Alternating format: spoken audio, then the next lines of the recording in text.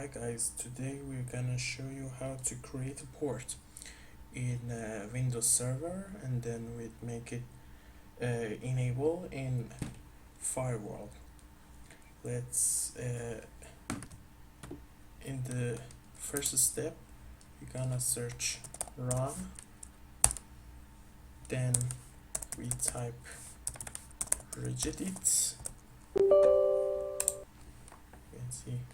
Yes, then we go through these files.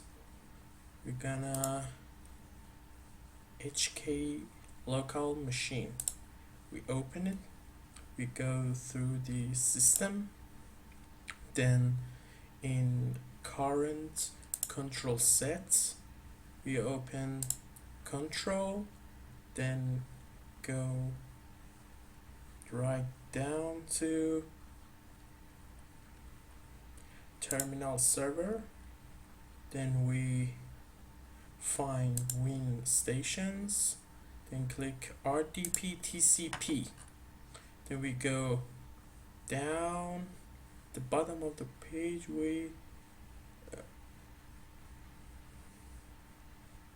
we'll see port number, and then double click it, change it to decimal, we choose a port like this, then OK.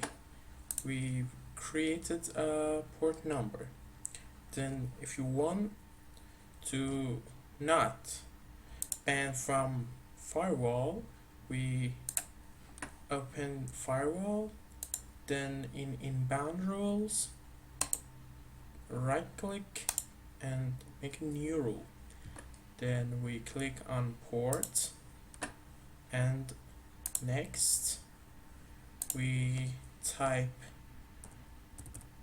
the favorable port and the next and allow this connection. We get clicked all these terms and next, and in the name we can say port number, then finish.